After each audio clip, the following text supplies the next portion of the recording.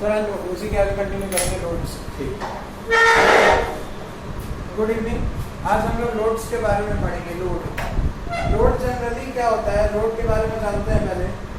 Load generally वो होता है, वो एक्शन होता है जो कि किसी बॉडी में डिस्टर्बेंस क्रिएट करता है, यानी कि किसी भी बॉडी के पार्टिकल्स की जो एक्चुअल पोजीशन है उसको डिस्टर्ब कर देता है। अगर मैं इस पर कोई फोर्स लगाऊं, कोई एक्सटर्नल फोर्स लगाता हूं, जैसे कि मैं इस बोर्ड पर अगर बाहर की तरफ से फोर्स लगाऊं तो ये हल्का सा अंदर की तरफ बेंड हो रहा है, यानी कि उसका जो शेप है वो हल्का सा चेंज होने की कोशिश कर रहा है, यानी कि उसमें डिस्टर्बेंस क्रिएट हो रही है। तो ये हल्का सा, इतना नहीं मगर हल्का सा अगर हम बेंड करा के दिखा दें तो क्या क्या कहलाएगा, ये हमारा एक लोड लग रहा है। अब लोड के टाइप्स पढ़ते हैं। टाइप्स लोड को हम जनरली 3 तरह से कैटेगराइज करते हैं।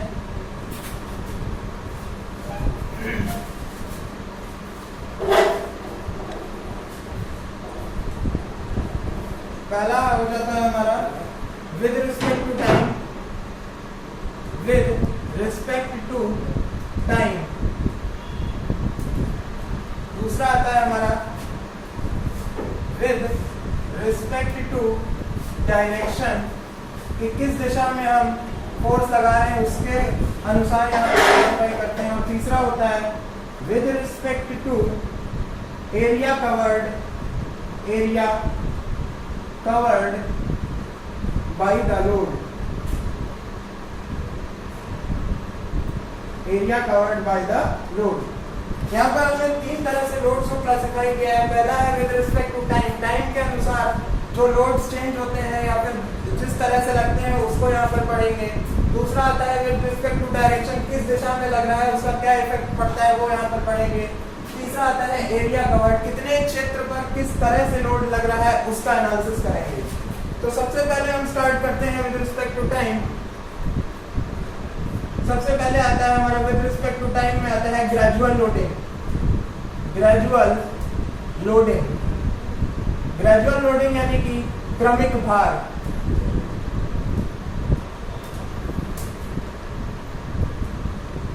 ग्रेजुअल लोडिंग यानी कि क्रमिक भार। कहने का मतलब इसको हम बहुत धीरे धीरे अप्लाई करते हैं। जैसे कि मान लीजिए यहाँ पर एक मार्कर है, ये एक मार्कर है मेरे पास, इस पर मैं पहले हल्का सा टच करता हूँ, उसके बाद लोड बढ़ाते इतना बढ़ा दूँ कि ये बेंड होने की कोशिश करने लगे, बेंड हो जाए, तो ये क्या हो जाएगा, एक ग्रेजुअल लोडिंग होगा। कहने का मतलब ये टाइम के साथ बहुत धीमे, टाइम के साथ इसका जो डिफॉर्मेशन होता है या फिर एप्लीकेशन ऑफ लोड होता है, लगाने की दर, रेट ऑफ एप्लीकेशन, वो बहुत कम होती है। यहाँ पर टाइम अगर ले लेते हैं इस एक्सिस पर और इस पर हम लोड ले लेते हैं, तो कहने का मतलब टी टाइम में बहुत कम लोड लगा।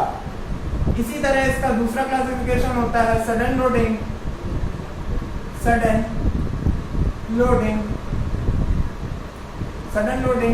और इम्पैक्ट लोडिंग।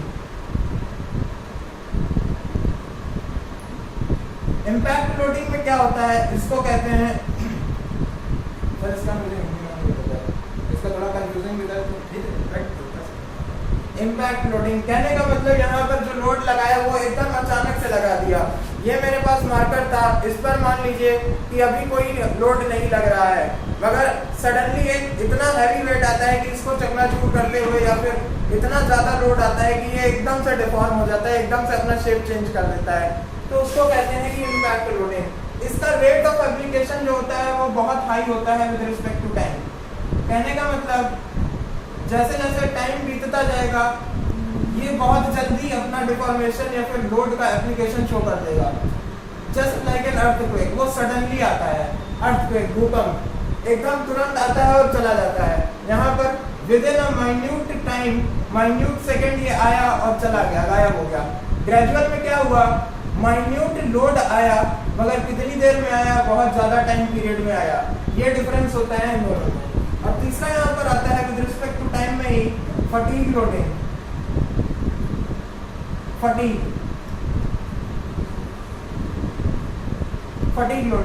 लोडिंग जनरली क्या होता है, फटीग लोडिंग में 3 कंडीशंस होती हैं। एक होता है या तो लोड का मैग्नीट्यूड चेंज हो जाता है, इसमें 3 कंडीशन होती हैं, या तो मैग्नीट्यूड चेंज हो जाता है, या फिर उसकी डायरेक्शन चेंज हो जाती है, या फिर ये दोनों चेंज हो जाते हैं, मैग्नीट्यूड प्लस डायरेक्शन। कहने का मतलब कुछ नहीं, बस सिंपल सा है कि अगर यही मार्कर मैं लूं, दोनों तरफ से मैं एक मोमेंट लगा दूं, दोनों तरफ से मैं एक मोमेंट लगा देता हूं 50-50 न्यूटन का, 50-50 न्यूटन मीटर का, 50 न्यूटन मीटर का इधर लगा दिया और 50 न्यूटन मीटर का इधर लगा दिया। मान लेते हैं ये एक लोड लगाया और सडनली इस पर मैं दूसरा लोड लगा देता हूं इसी डायरेक्शन में दूसरे मैग्नीट्यूड का एक लोड में लगा देता हूं, जिसको हम कह देते हैं 40 न्यूटन मीटर और 40 न्यूटन मीटर का। तो यहाँ पर क्या हुआ, पहले जो बॉडी एक्स से डिफॉर्म हो रही थी, यहाँ पर मान लीजिए कि थोड़ा डिफॉर्मेशन आया और ये डिफ्लेक्ट कर गई, एक्स डिफ्लेक्ट करी, और यहाँ पर थोड़ा कम लोड है इसलिए कम डिफ्लेक्शन आया, यहाँ पर वाई डिफ्लेक्ट करी। तो यहाँ पर ये क्या हो रहा है, यहाँ पर अपना जो शेप है वो रीगेन तो कर रहा है, मगर उस पर दोबारा सडन लोडिंग हो रही है। इसकी वजह से ये क्या होगा, ये यहाँ पर वीक होना स्टार्ट हो जाएगा, ये यहाँ पर वीक होना स्टार्ट हो जाएगा। एक केस ये हो गया, इसमें हो गया मैग्नीट्यूड हमारा चेंज, मैग्नीट्यूड पहला पॉइंट का फर्क होता है। दूसरा इसी में केस बनता है, मान लीजिए एक सिंपली सपोर्टेड बीम है, एक कंडीशन में ऊपर से लोडिंग लग रही थी P की और दूसरी कंडीशन में just opposite direction of loading कर देते हैं।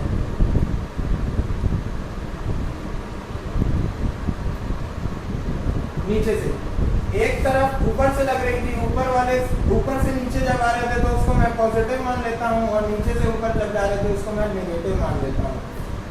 तो ये क्या हुआ, यहाँ पर डायरेक्शन ऑफ फोर्स रिवर्स हो गई। कहने का मतलब जो बीम मेरी ऐसे थी वो नीचे की तरफ पहले बेंड हो रही थी, अब नीचे से ऊपर लग रहा है, यानी कि यहाँ पर ये ऊपर की तरफ बेंड होगी। डायरेक्शन ऑफ फोर्स का यहाँ पर रिवर्सल हो गया, यानी कि कहने का मतलब ये फिर से यहाँ पर इसकी स्ट्रेंथ जो होगी और कम होती जाएगी। जस्ट लाइक अगर हम एक पेन की क्लिप की बात करते हैं, पेन के ढक्कन में जो क्लिप लगी होती है उसको यहाँ पर देखें, यहाँ पर हम बार बार उसको अंदर बाहर करते हैं, पहले ऐसे ले जाते हैं, फिर ऐसे लाते हैं, फिर ऐसे ले जाते हैं, फिर ऐसे लाते हैं। तो ये पॉइंट क्या होता है, ये पॉइंट एकदम लूज हो जाता है, एकदम प्लास्टिक शेप में चला जाता है, प्लास्टिक डिजाइन हो जाती है इसकी। कहने का मतलब हल्का सा भी फोर्स लगेगा ये पूरा एक्सटेंड हो जाएगा। तो यहाँ पर उसका लीस्ट रेजिस्टेंस पॉइंट मिल जाता है। तो यहाँ पर ये जो सेक्शन होगा ये एकदम लीस्ट रेजिस्टिंग हो जाएगा और वहाँ पर हमारा जनरली हम कंसिडर करते हैं कि हमारा सेक्शन फेल कर गया है। और तीसरा कंडीशन अगर हम ले लेते हैं मैग्नीट्यूड प्लस डायरेक्शन दोनों चेंज करा देते हैं। यहाँ पर मान लीजिए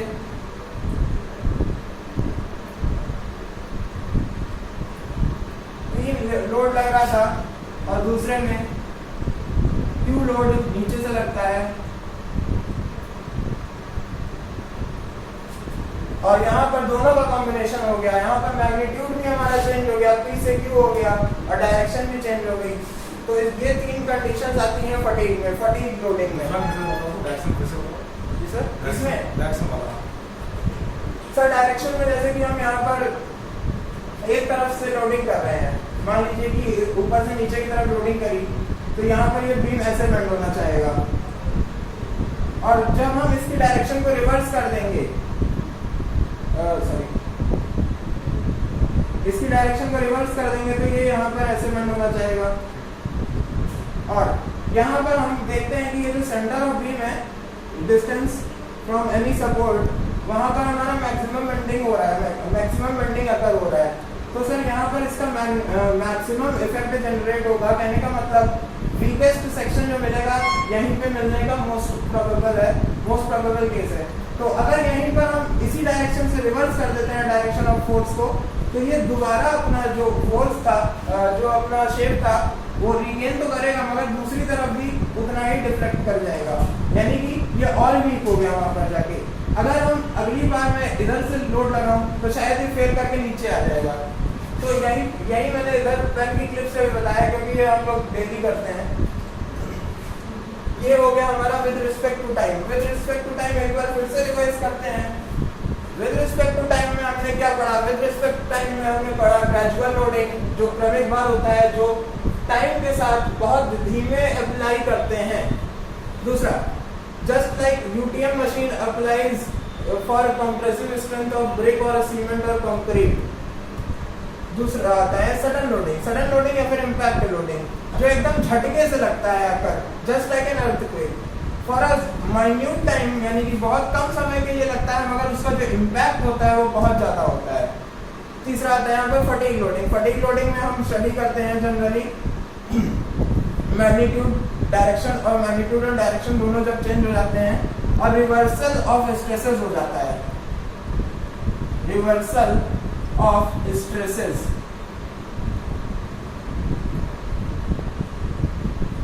और इसके लिए लिमिट डिफाइन करी गई है, एंड्योरेंस लिमिट। एंड्योरेंस लिमिट, सीमा, क्या कहते हैं उसको, सहन सीमा।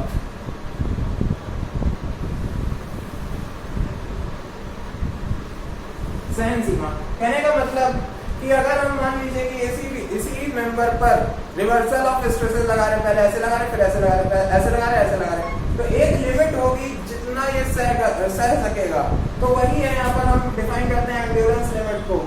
अगर हमारे पास किसी भी क्वेश्चन में ये वर्ड मिल जाता है रिवर्सल ऑफ स्ट्रेसेस, तो हम या तो एंड्योरेंस लिमिट दिया होगा या फिर फटीग लोडिंग का केस दिया होगा। और ये क्वेश्चन रिपीटेड है, कम से कम 7 से 8 बार रिपीट हो चुका है। सिविल में क्या फटीग लोडिंग के लिए ज्ञान है सर? ज्ञान फॉर फटीग लोडिंग जी सर, आरसीसी में मिल जाता है एक दो केस, जब अर्थक्वेक का स्टडी करते हैं तो वहाँ पर मिलता है। तो ये आपने रेफरेंस कहाँ से उठाया इस तरह की क्लासिफिकेशन पर? सर ये मैंने पढ़ा था पढ़ा है। कहाँ पढ़ा था? Engineers academy. बस एक थोड़ा सा अभी जो एग्जाम्पल आप कहाँ ले रहे हो ना, जी सर, इस क्लासिफिकेशन के लेवल पे बहुत टेक्निकल एग्जाम्पल पे नहीं आना चाहिए, क्योंकि वो पता है जैसे ग्राफ शुरू करेंगे तो अच्छा लगेगा। अभी जैसे कि आपने कहा सडन लोडिंग, ग्रेजुअल लोडिंग, तो वो हम लोग टेक्निकल एग्जाम्पल पे आ गए, है ना। उसको ऐसे कह दो कि भाई मतलब लोड है, हम लोग अपने सर पे इतना बड़ा पत्थर धीरे से रखा जाए, तो प्रेशर 0 से लेकर मैक्सिमम तक जाएगा, अचानक छोड़ दिया जाए टूट जाएगा और लोड ज़्यादा लगेगा। उस टाइप से कुछ एग्जाम्पल जब आते हैं तो क्लियर हुआ होता है।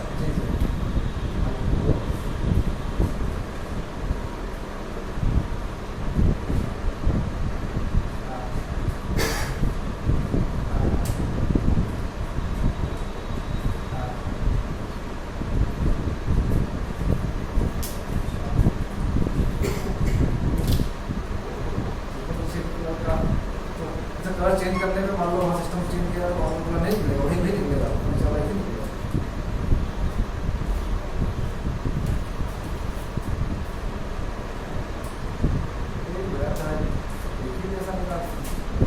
हो जाएगा सब में वो कौन सा ब्लू दिखाई पड़ रहा है, मतलब डीएसपी वाला कि अपना कौन सा ब्लू मिल रहा है, डीएसपी वाला ब्लू मिल रहा है कि क्यों मिल रहा है? डीएसपी वाला ब्लू मत रहा अच्छा ही लगता हो, उतना बड़ा फ्लेक्स होता है वो अच्छा ही लगेगा। तो फिर नए सिरे से बैकग्राउंड यूज कर लो, बस ये कि दोनों किसी दबा दें, कोई कलर ले लो अपने हिसाब से, तो समझ में आया बस ये कि निकलवा मतलब उसमें और फोटो चेंज करना नहीं, बैकग्राउंड वही चेंज करना है, दोनों कलर ऐसा ले लो नहीं कहते हैं दूसरे को दबाए ना, है ना। भले कलर भले हल्का हो तो बाउंड्री वाल डार्क कर दोगे ना तो फिर आ जाएगा वो, बाउंड्री डार्क हो जाएगी, अपना भले कलर हल्का रहेगा, देखो अपने मन से निकलवा होता है।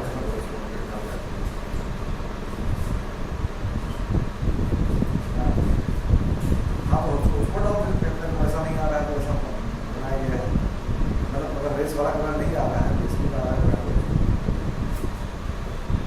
नहीं रहने दो।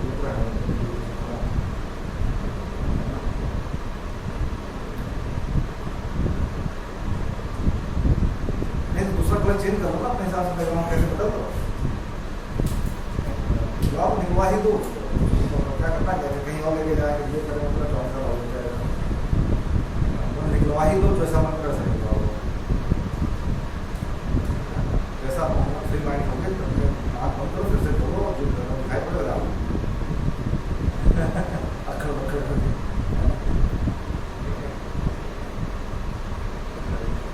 आए तो आप करते हैं।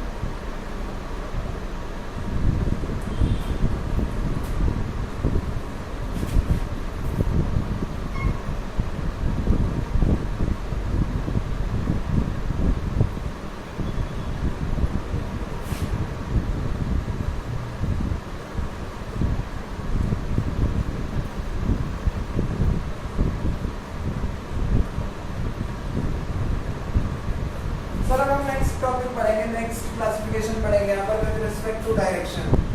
विद रिस्पेक्ट टू डायरेक्शन का मतलब, कहने का मतलब, मान लीजिए कि एक हमारा एक 3D बीम है। अब पहला केस इसमें बनता है नॉर्मल टू द सरफेस। अगर मैं एक क्रॉस सेक्शन ले लूँ, अनुप्रस्थ काट या फिर कहें एक क्षेत्रफल ले लेते हैं, ये इस सेक्शन को मैं सिलेक्ट करता हूँ, इसकी कोई एक एक्सिस होगी, इस पूरे मेंबर की एक एक्सिस है, एक्सियल एक्सिस,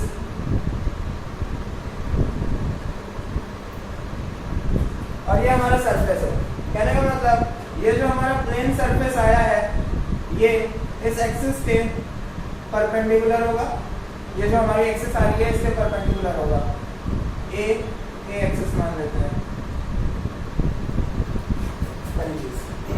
अब हमारा आता है नॉर्मल टू द सरफेस या फिर परपेंडिकुलर टू द सरफेस। अब ये जो हमारा, इसको ऐसे समझते हैं ये वाटर बॉटल है, ये एक टाइप की बीम है। अब ये जो एक्सिस आ रही है इसके सेंटर से इसके सेंटर तक, ये जो एक्सिस बन रही होगी, इमेजिनरी लाइन बन रही होगी, ये हमारी क्या है, एक्सियल एक्सिस है, जिसके अलोंग ये बॉडी डिजाइंड है। अब मान लेते हैं कि ये जो हमारा बॉटल का कैप है ये हमारा क्रॉस सेक्शन है और यही हमारा प्लेन है जिस पर हम फोर्स लगा रहे हैं। अब मान लीजिए कि ये जो एक्सिस है इसी पर ही हमने एक फोर्स लगा दिया P, इसी पर हमने एक फोर्स लगा दिया P, टेंसाइल लगा दीजिए, कंप्रेसिव लगा दीजिए, इसका इससे फर्क नहीं पड़ेगा, जस्ट फॉर एनालिसिस। अगर हम यहाँ पर P फोर्स लगाएं तो ये हमारा अलोंग द एक्सिस हो गया, क्योंकि इसका जो line of action of force है, line of action of force वो दिशा होती है या फिर कहें वो लाइन होती है जिसके अलोंग हम फोर्स लगाते हैं। जैसे कि मान लीजिए कि अगर इस दिशा में फोर्स लग रहा है तो इस दिशा में आगे से पीछे तक जो भी लाइन इसको कोइंसाइड कर रही होगी वो line of action of force कहलाएगी, ये हो जाएगी line of action of force. और जब line of action of force, line of action of force overlaps axial axis। axial axis कहने का मतलब इसके जो सेक्शन लिया है उसके सेंटर से और मेंबर के दूसरे जो एग्जिट सेंटर है उसके सेंटर से पास करने वाली जो लाइन होगी उसको हम axial axis कहेंगे। जैसे कि यहाँ पर ये जो सेंटर पॉइंट था और इसका सेंटर पॉइंट था, ये हो गई हमारी axial axis। जब line of action of force overlap कर जाएगी, कहने का मतलब उसी line of action of force के अलोंग ही हमारी एक्सियल एक्सिस भी लाई करेगी, तो हम उसको कहेंगे एक्सियल लोडिंग। एक्सियल लोडिंग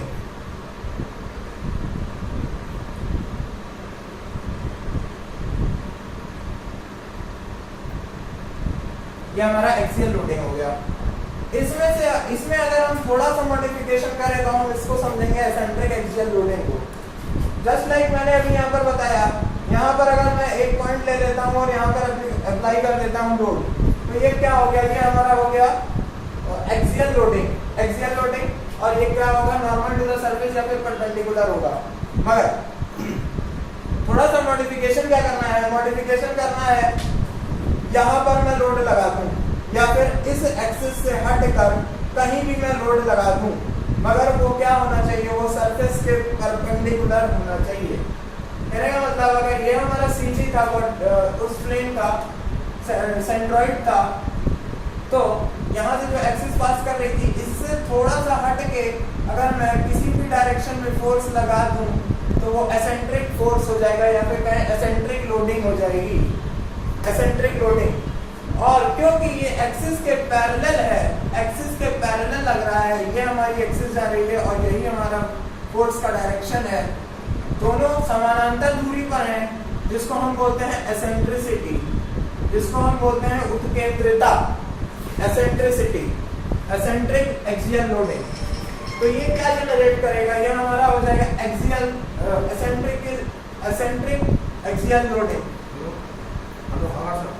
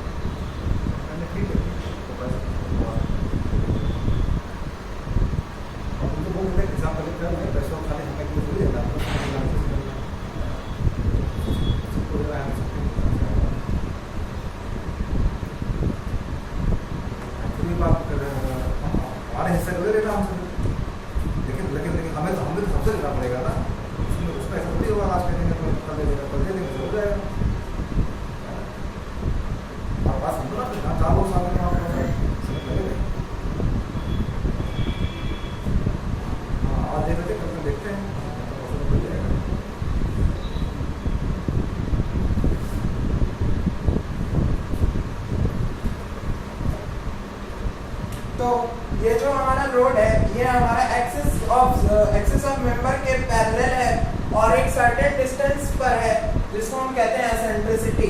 तो हमारा ये अगर पूरा एक टर्म को एक कंबाइंड फॉर्म में बोले तो इसको बोलेंगे एसेंट्रिक एक्सियल लोडिंग। इसको शॉर्ट फॉर्म में EAL लिख लेते हैं, EAL,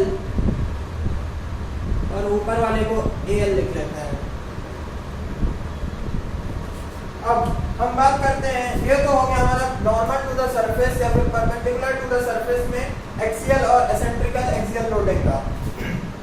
अब हमारा जो सरफेस है, हमारा जो ये सरफेस है, ये इसके अगर हम पैरेलल फोर्स लगा दें, अभी तो हम परपेंडिकुलर फोर्स लगा रहे थे किसी भी डायरेक्शन से, किसी भी तरफ से, या तो बाहर की तरफ या तो अंदर की तरफ। अब हम क्या करते हैं, ये जो हमारा प्लेन सेक्शन है इसके हम पैरेलल लगा दें फोर्स।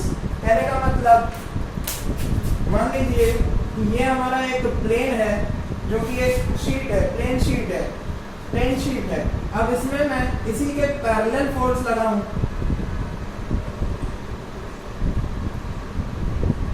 अगर मैं इसी के पैरेलल फोर्स लगाता हूं तो इनको कहेंगे शियरिंग फोर्स। शियरिंग फोर्स इसलिए क्योंकि ये मेंबर को काटने की कोशिश करेंगे। जस्ट लाइक अगर हम चाकू से किसी चीज को काटते हैं, वो एक तरह का शियरिंग प्लेन होता है जहां पर मेंबर हमारा या फिर मटेरियल हमारा कटता है, कुछ भी है, उसको अगर मैं नाइफ से काटूं तो यहाँ पर ये जो कट के आएगा ये शियरिंग प्लेन कहलाता है, क्योंकि ये एक तरह से हम शियर करके काट रहे हैं, यानी कर्तन करके काट रहे हैं। अब ट्रांसवर्स शियर और eccentric shear similar to axial loading होता है और एसेंट्रिकल एक्सियल लोडिंग होता है। कैसे, अब देखते हैं। सबसे पहले हम समझते हैं transverse shear loading.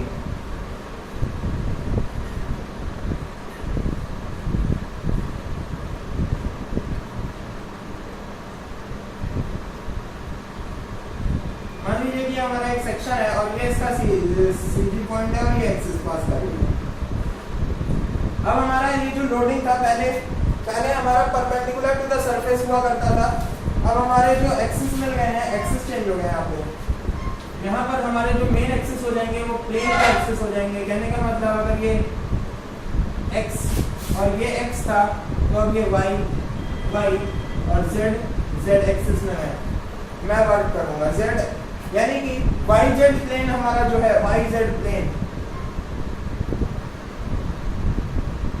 Y z plane इसमें हमारी वर्किंग होगी।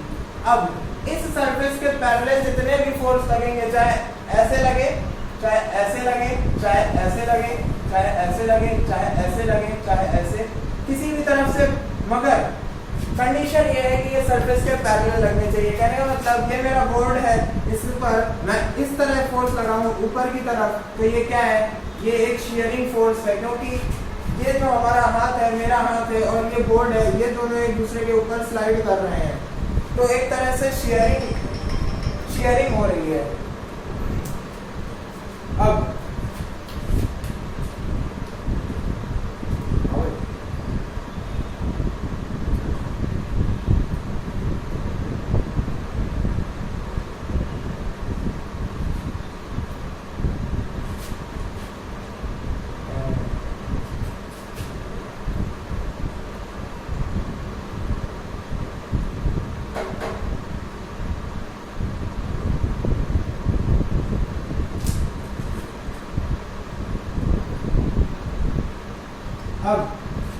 अगर हमारा जो फोर्स लग रहा है, जो लोड लग रहा है, वो हमारे इन एक्सिस के एक्सिस के अलोंग लग रहा है, जैसे कि हमारा यहाँ पर एक्सियल एक्सिस के अलोंग लग रहा था, तो ये एक्सियल लोडिंग हो गई थी।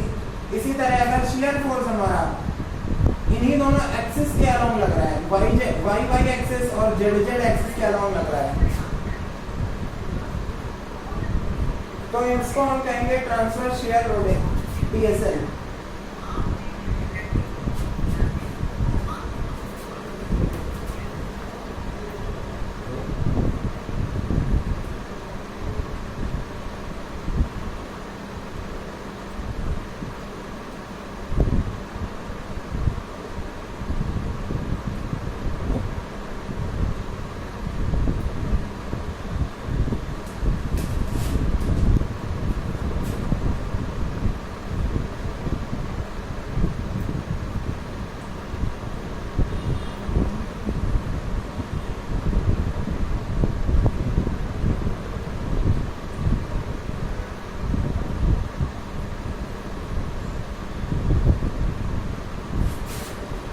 अब अगर सेम प्लेन पर वाई जेड प्लेन पर ही उस सेंटर उस प्लेन के सेंटर से ना पास करके किसी और तरफ, मगर इस किसी एक एक्सिस के पैरेलल अगर लोड लग रहा है, तो वो एसेंट्रिक ट्रांसवर्स शियर लोडिंग होगा। जैसे कि यहाँ पर हम देख सकते हैं कि ये जो लोड लग रहा है, ये वाई एक्सिस से कुछ डिस्टेंस पर है और पैरेलल लग रहा है, तो ये एक एसेंट्रिसिटी जनरेट करेगा और उसको हम कैटेगराइज कर देंगे एसेंट्रिक ट्रांसवर्स शियर में।